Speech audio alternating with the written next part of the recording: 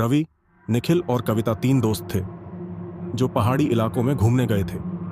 रास्ते में उन्होंने एक पुरानी खंडहर सी हवेली देखी। हवेली के चारों ओर सूखे पेड़ थे और जंगली घास हर जगह उगी हुई थी। हवेली का दरवाजा टूटा हुआ था और खिड़कियों से पर्दे फटे हुए झूल रहे थे। तीनों ने उत्सुकता में हवेली के अंदर जाने का फैसला किया। अंदर कदम रखते ही एक अजीब ठंडक ने उन्हें घेर लिया। फर्श पर धूल की मोटी परत थी और दीवारों पर अजीब अजीब निशान बने हुए थे। अचानक एक कोने से एक बुढ़िया की परछाई दिखाई दी, लेकिन जैसे ही उन्होंने नजदीक जाकर देखा, वहां कुछ भी नहीं था। हवेली की एक अलमारी में निखिल को एक पुरानी किताब मिली। किताब के पन्ने पीले पड़ चुके थे और उन पर किसी अजीब भाषा में लिखा हुआ था।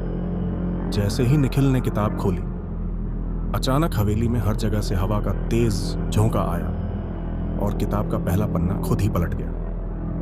रवि ने देखा कि एक कमरा बंद था। उसने दरवाजे को धक्का दिया, लेकिन वह नहीं खुला।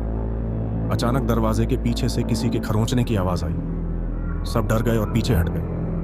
खरोंचने की आवाज के साथ धीमे धीमे एक महिला के रोने की आवाज भी सुनाई देने लगी। तीनों जब सीढ़ियों से नीचे उतरने लगे तो उन्हें एक सीढ़ी पर ताजा खून गिरा हुआ मिला।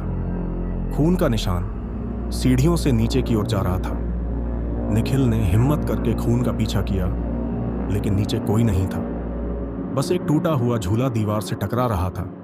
कविता ने गलती से एक पुराने दर्पण पर हाथ लगाया। जैसे ही उसने दर्पण छुआ, उसके अंदर से एक डरावनी परछाई निकली।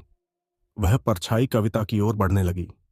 रवि और निखिल ने कविता को खींचकर वहां से हटाया, लेकिन दर्पण से निकलने वाली परछाई अभी भी उन्हें घूर रही थी।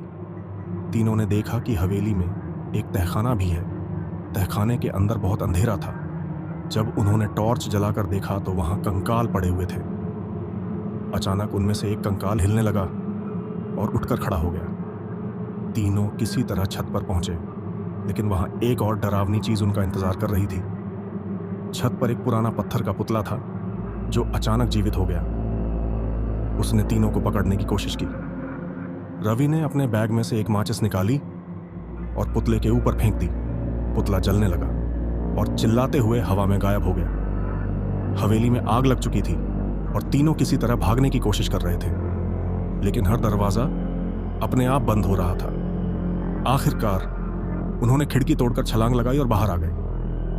पीछे मुड़कर देखा तो पूरी हवेली जल रही थी और उसमें से चीखने की आवाजें आ रही थीं। जब वे सुरक्षित जगह पहुंचे तो उन्होंने पाया कि तीनों के हाथ पर एक जैसा अजीब निशान उभर आया था।